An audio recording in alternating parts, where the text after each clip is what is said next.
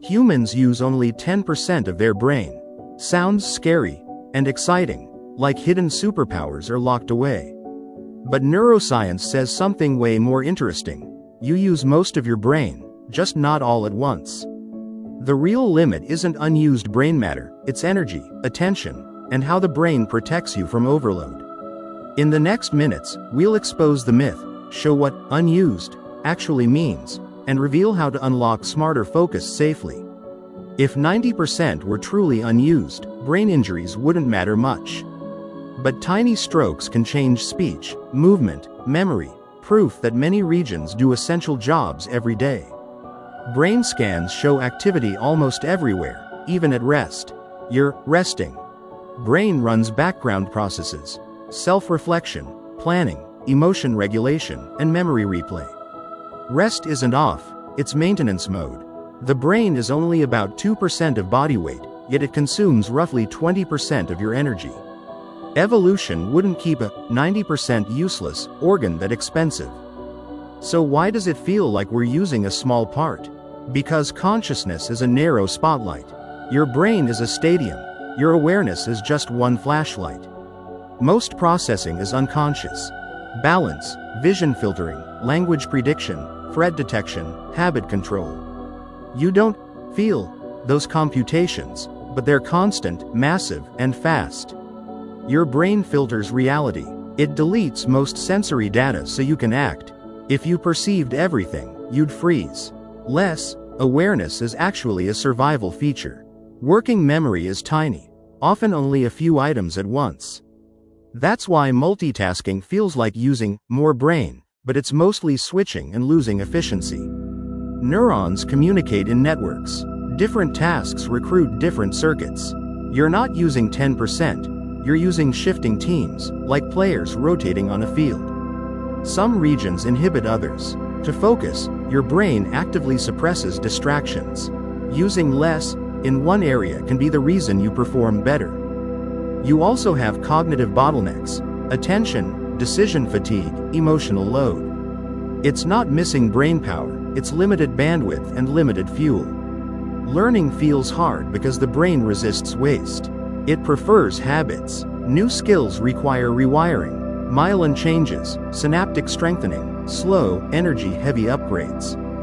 This is why practice beats motivation. Repetition turns fragile circuits into reliable highways. The unused part isn't brain tissue, it's untrained connections. Sleep is not downtime, it's memory consolidation and cleanup. Skip sleep, and your brain still works, just noisier, slower, and more error-prone. The default mode network activates when you daydream. That's where insights form. Your brain simulates futures, replays the past, and stitches meaning together. Stress hijacks resources. When threat feels high, the brain prioritizes survival circuits. Creativity and deep learning drop, not because brain is unused, but because it's redirected. Dopamine isn't pleasure chemical. It's a motivation and prediction signal. It pushes you toward expected rewards, good or bad, shaping habits and focus. Your brain constantly predicts what you'll see next. That's why illusions work. The brain guesses, and sometimes it guesses wrong. Prediction saves energy. We evolved efficiency, not maximum power. The best brain isn't one that runs everything at full speed. It's one that allocates resources precisely when needed. So the real question becomes, how do you increase access to useful networks without burnout? The answer starts with attention training and energy management. Attention is trainable. Even 5 minutes of focused breathing can improve control of distraction circuits. It's like strengthening the steering wheel of your mind. Deep work requires removing friction. If your phone is visible, part of your brain monitors it. Out of sight reduces background load instantly. Exercise boosts blood flow and neurochemicals that support learning. Your brain isn't separate from your body. Movement is a brain performance upgrade. Nutrition matters because neurons are costly. Stable glucose, hydration, and micronutrients influence attention and mood. Brain hacks fail when basics are ignored. Next, we'll go inside the brain's main systems: focus, memory, emotion, and show why more brain isn't the goal. Better control is. The prefrontal cortex helps you plan, resist impulses, and hold goals. But it tires quickly. That's why willpower feels limited. Your control system gets fatigued. Habit circuits save energy. The basal ganglia automate routines so your prefrontal cortex can handle novelty. Without habits, daily life would be mentally impossible. Memory isn't a video recorder. It's reconstruction. The hippocampus stores patterns, then the brain rebuilds scenes, sometimes with errors, especially under stress. Your brain compresses experiences like a zip file. It keeps meaning, not every detail. That's why you remember the plot, but forget the exact words. Emotion tags memory. The amygdala marks events as important. That's why embarrassing moments stick, and why calm repetition is needed to learn boring facts. Attention and memory compete. If you scroll while studying, you're training your brain to switch. You're not using more brain. You're weakening focus endurance. The brain loves novelty because novelty could mean opportunity or threat. Apps exploit this with unpredictable rewards, tiny dopamine spikes that keep you checking. This creates the illusion of unused brain. You feel capable in moments, then foggy later. That's not missing capacity, it's resource depletion and attention fragmentation. Flow state happens when challenge matches skill. Networks synchronize, self-criticism quiets, time distorts. Flow isn't magic, it's optimized resource allocation. But flow requires boundaries. Too easy. Boredom. Too hard. Anxiety. Your brain can't unlock more if stress keeps slamming the brakes. Your brain is plastic, but not infinite. It changes with repetition and rest. Without recovery, plasticity drops. The brain protects itself by reducing learning speed. Synaptic pruning removes weak connections, especially in youth. It's like trimming a tree so remaining branches grow stronger. Less can become better. The small part myth also survives because we notice only conscious effort. The brain's best work is silent, pattern recognition, intuition, and automatic correction. Intuition is learned compression. After thousands of reps, your brain predicts outcomes fast. It feels like a sixth sense, but it's trained networks firing efficiently. So, can you use more brain? Not by forcing intensity. You do it by building skill, reducing noise, and creating conditions for efficient network switching. Try single task rituals. Same place, same time, same soundtrack. Your brain links context to focus. Ritual reduces startup cost and increases deep work speed. Use attention sprints, 25 minutes deep focus, 5 minutes rest. The brain works in cycles. Short rests prevent resource depletion and extend performance. Your environment trains you. Messy space cues messy thinking. Clean space reduces sensory load. The brain interprets clutter as unfinished tasks, draining attention. Now, let's tackle the biggest confusion. If we use most brain, why can't we remember names, stay consistent, or stop procrastinating? Because control is expensive. Procrastination is often emotion regulation, not laziness. Your brain avoids discomfort. It chooses short-term relief over long-term rewards, unless you redesign the task. Break tasks into the smallest start. The brain hates vague threats. A clear first step reduces uncertainty, lowering emotional resistance and unlocking action circuits. Consistency comes from identity cues. When you tell yourself, "I'm a learner," behaviors follow. The brain aligns actions to self-image to reduce internal conflict. Names fail because retrieval needs cues. Your brain stored the face and context, not the label. Add association, image, rhyme, story, and recall becomes easier. The myth promised hidden power. Reality offers something better. A system you can train. Your brain is already powerful. Your job is directing it. If your brain ran at maximum all day, you'd burn out fast. Neurons need balance. Too much excitation risks instability, so the brain throttles output for safety.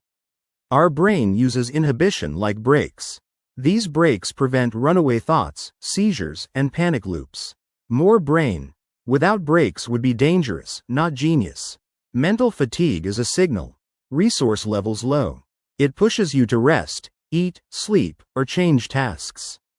Ignoring it reduces accuracy and self-control. Caffeine doesn't create energy, it blocks tiredness signals. Useful, but not free.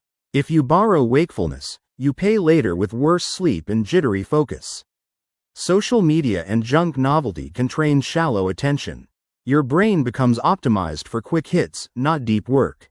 The circuits adapt to what you repeat. Mind wandering isn't failure. It's a feature, but timing matters. If you schedule breaks, wandering becomes creativity. If uncontrolled, it becomes distraction. Creativity mixes networks that don't usually talk. That's why sleep, walks, and silence help. They allow distant ideas to connect without constant input noise.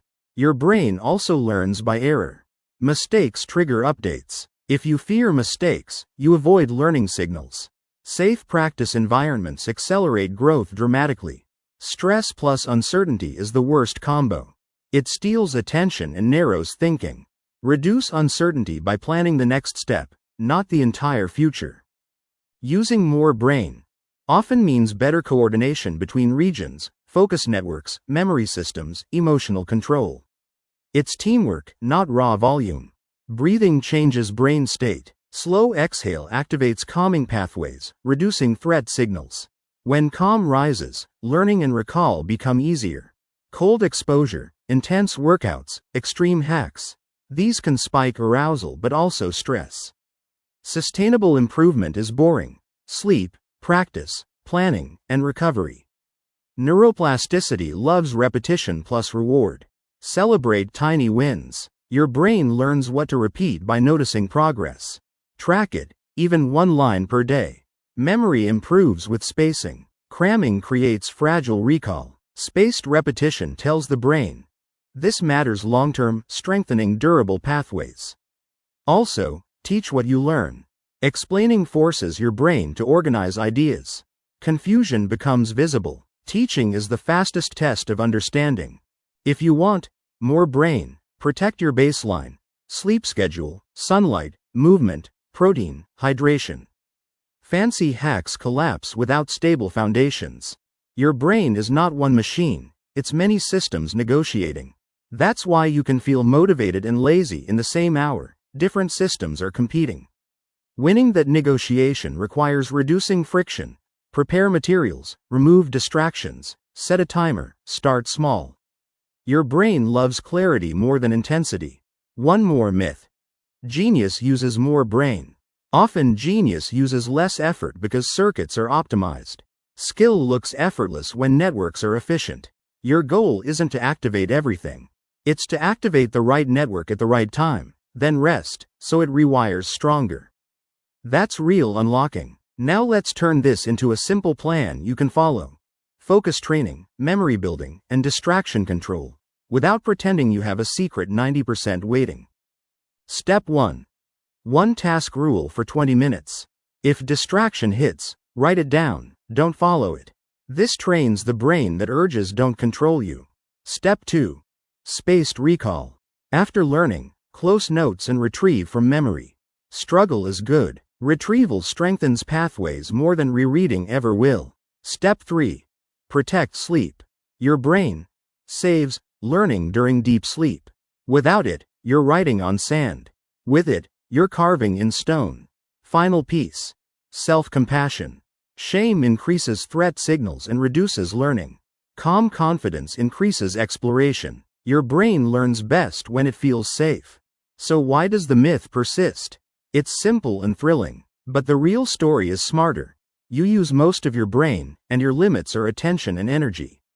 When people say, I'm not using my brain, they usually mean, I'm not accessing my best thinking. That access depends on sleep, stress, and distraction level. Your brain state changes through the day. Morning might favor focus, afternoon might favor routine, evening might favor reflection. Work with your rhythms, not against them. If you want better memory, reduce constant input. When you consume non-stop content, you leave no quiet space for consolidation. Silence is where the brain files knowledge. If you want sharper focus, design friction against distraction. Grayscale phone, notifications off, apps hidden. Make the wrong choice harder and the right choice easier. If you want creativity, schedule boredom. Walk without podcasts sometimes. Let the brain wander safely. That's where surprising connections form. If you want confidence, prove it daily with tiny actions. The brain trusts evidence, not promises. One small win per day rewires identity over time. The biggest unlock is consistency. Your brain is a learning machine, but it only upgrades what you repeat. Random effort gives random results. And remember, talent is often early exposure plus practice. People confuse efficiency with magic. What looks like more brain is usually trained circuits doing less work. If you try to force brilliance, you'll overload. If you build habits, you'll expand capacity. The brain rewards systems, not bursts. So here's the truth in one line. You don't have a sleeping 90%. You have an active brain with limited attention, and your lifestyle decides how well it's directed. Want a quick test? Try reading while music with lyrics plays. Notice errors rise. That's attention competition. Your brain is working, just divided. Another test. Take a slow deep breath and relax your jaw. Feel clarity return. That's state control. Small body changes can unlock better brain control instantly. The myth says, you're incomplete. Truth says, you're already equipped. Your brain is not lacking parts, it's learning where to point the spotlight. Now you know why it feels like a small part. Your conscious mind is tiny compared to the machinery behind it. The invisible work is the real power. Use this knowledge kindly. Don't chase superhuman fantasies. Build human excellence. Attention, sleep, repetition, and calm. That's how brains become extraordinary. If you want, I can turn this into a short daily routine. 20-minute focus sprint, 10-minute walk, 5-minute recall, and a sleep target. Simple, trackable, effective. Also, don't fall for limitless brain scams. If someone promises instant genius, they're selling hope. Real improvement is measurable and gradual, and at work. In 1 week of consistent practice, you'll feel a difference. Less scattered, more control. In 1 month, your brain starts trusting the new identity, focused person. So next time someone says 10%, you'll know the smarter question. How do I manage attention and energy today? That question changes everything. Because the brain is not a locked room. It's a living system. You don't unlock it by wishing. You unlock it by training the conditions it needs to perform. If this video helped, share it with the friend who always says, I'm not using my brain. They are. They just need a better spotlight and better fuel. And remember, your brain changes every day. What you repeat becomes you. Choose the repetitions that build you, not the ones that drain you. Now we end where we began. Not with fear, but with control. The myth was never about brain percentage. It was about direction. And you control direction. If you want to actually use your brain better, don't chase fake percentages, build real skills. Comment, spotlight, and I'll pin a simple 7-day focus plan, daily sprints, memory recall, and sleep targets. Also, if you enjoyed the myth-busting science, hit like so YouTube shares it to more learners, and subscribe for more deep, practical brain and science stories. Your brain isn't asleep, it's waiting for direction.